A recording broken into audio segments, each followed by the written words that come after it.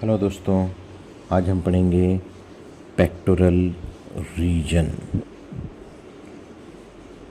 Pectoral region pectoral region means region which lies on the chest is known as pectoral region. Area which lies on the chest is known as pectoral region। Okay, pectoral region के अंदर सबसे पहले हमको इसके surface landmarks के बारे में पता होना चाहिए कि हमको देखते ही, इस रीजन को देखते ही क्या क्या चीज़ें दिखाई देंगी या हम किन चीज़ों को महसूस कर सकते हैं। तो first one is sternum. This is head of the sternum. Okay, this one is head of the sternum. इसको मेन्यूबिरम स्टर्नाई भी कहते हैं, head of the sternum. This one is body of sternum.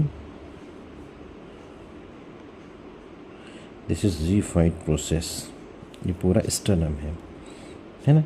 Sternum में ये sternal notch है अपनी, और sternal end है। तो क्लेविकल है, क्लेविकल का जो स्टर्नल एंड है, मीडियल एंड है, यहाँ पर आकर लॉज होता है। ओके, ये क्लेविकल है हमारी। तो ये बनाता है स्टर्नो क्लेविकुलर जॉइंट। यहाँ से फर्स्ट रिब अटैच होती है। ये इसका कोस्टोकॉन्ड्रल जंक्शन है। Okay, this is first rib. पीछे ये थोरेसिक फर्स्ट वर्टिब्रा पे जाके अटैच होगी। Okay, this is first rib. यहाँ पर एक हमको एलिवेशन टाइप दिखाई देगा, जहाँ पे body of sternum head of the sternum से अटैच होती है। इस एरिया को स्टर्नल एंगल कहते हैं या एंगल ऑफ लुइस। क्यों इम्पॉर्टेंट है? क्योंकि यहाँ से हम सेकंड रिब को काउंट करते हैं। Always remember this thing. Okay, this is second rib, और ये एरिया कहलाएगा आपका स्टर्नल एंगल या एंगल ऑफ लुइस। यहाँ पर थर्ड रिब है। ये तो आपको पता ही है, जब हम थोरेक्स पढ़ेंगे तब मैं आपको बताऊंगा कि रिब्स जो हैं 12 पेयर्स हैं। इसमें ट्रू और फॉल्स रिब्स हैं। जो रिब्स एंटीरियरली स्टर्नम से जुड़ी हुई हैं और पोस्टीरियरली वर्टिब्रल कॉलम से जुड़ी हुई हैं वो ट्रू रिब्स कहलाती हैं, और ये 7 इन नंबर होती हैं। फर्स्ट जो 7 रिब्स होती हैं वो ट्रू रिब्स होती हैं। 1 2 3 4। This one is fifth.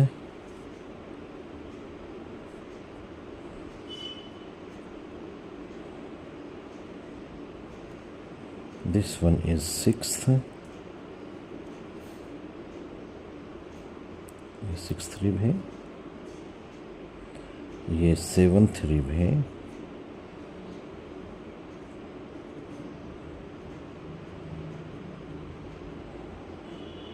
This one is 7th। Okay, 1 2 3 4 5 6 7। This are the 2 ribs. ये जो है हमारी 8th रिब है।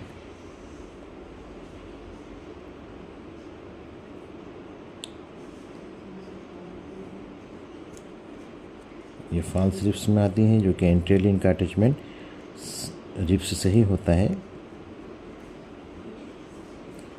स्टर्नम से नहीं होता है।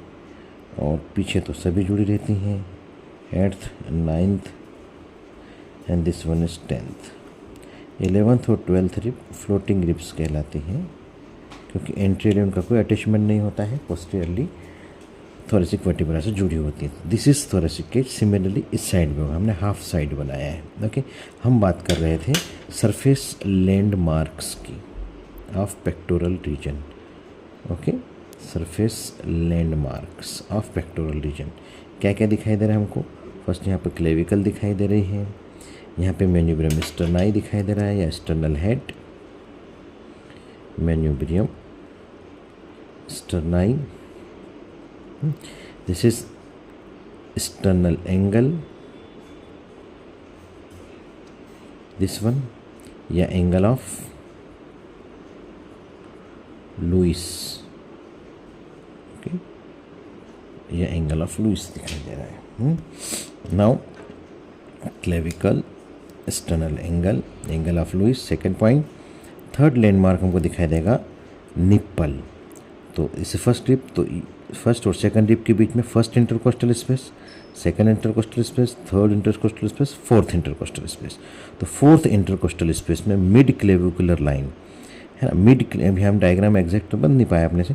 इसमें क्या है कि नाइन्थ रिप का है हेड, यहाँ टिप से नाइन्थ रिप के टिप से मिड क्लेविकल पॉइंट से ये अपनी मिड क्लेविकल लाइन चलती है ना, और ये जाती है कहाँ तक, इंग्वाइनल लिगामेंट, नीचे एब्डोमेन हम जब पढ़ाएंगे तब आपको बताएंगे। तो इंग्वाइनल लिगामेंट के मिड पॉइंट तक, तो ये मिड क्लेविकुलर लाइन कहलाती है। It is also a mid clavicular line, this one. इसके जस्ट मीडियल में निप्पल होता है।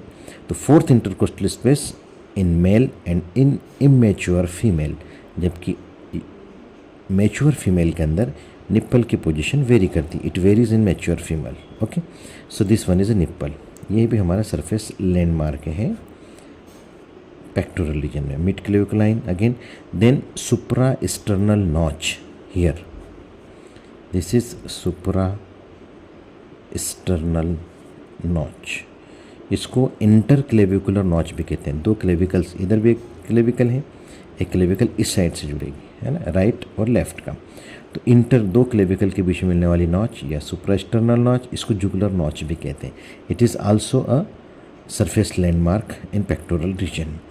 ऐसे ही यहाँ पर अगर हम देखें तो हमको स्केपुला दिखाई देगा पीछे की तरफ से। जब मैंने आपको ऑस्ट्रोलॉजी पढ़ाई थी उसमें दिखाया था।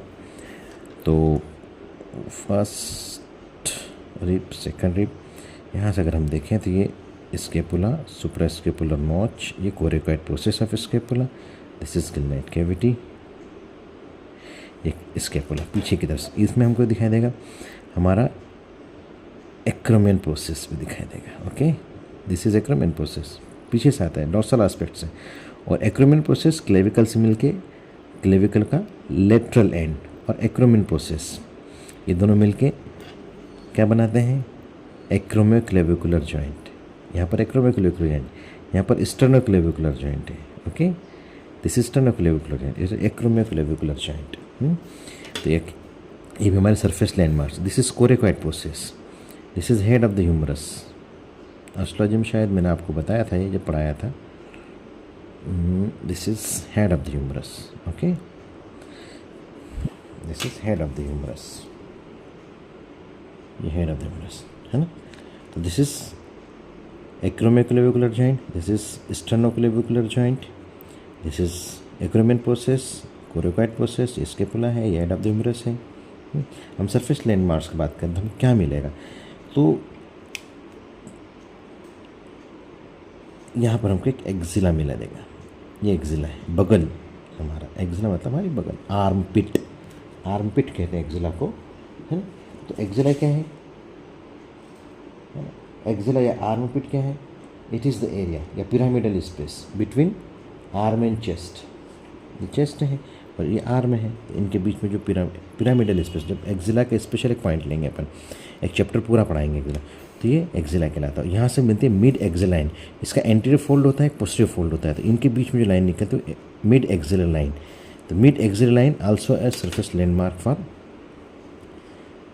Mid axillary line, surface landmark in pectoral region. और एक और इसमें सरफेस लैंडमार्क है एपिगैस्ट्रिक फोसा, यहाँ पर this is epigastric fossa, this one is, fossa मतलब डिप्रेशन। तो जो अपने थोरेसिक केज है यहाँ पर हम बोलते हैं ना, यहाँ पर हम जनरली बर्निंग सेंसेशन होता है एपिगैस्ट्रिक रीजन। ईपी मतलब ऊपर, गैस्ट्रिक मतलब गैस्ट्र मतलब स्टमक, तो epigastric region, this is epigastric fossa. So these are the surface landmarks, important surface landmarks in the pectoral region, this all region, okay. I think आपको पूरा ये समझ में आया होगा। ये डायग्राम अगर आपने ध्यान से देखा है बनाते हुए मुझे, तो आप इसको बिल्कुल समझ पाएंगे कि कैसे पेक्टोरल रीजन के अंदर ये सारी चीज़ें इंपॉर्टेंट है ना। These are the surface landmarks, okay, this one.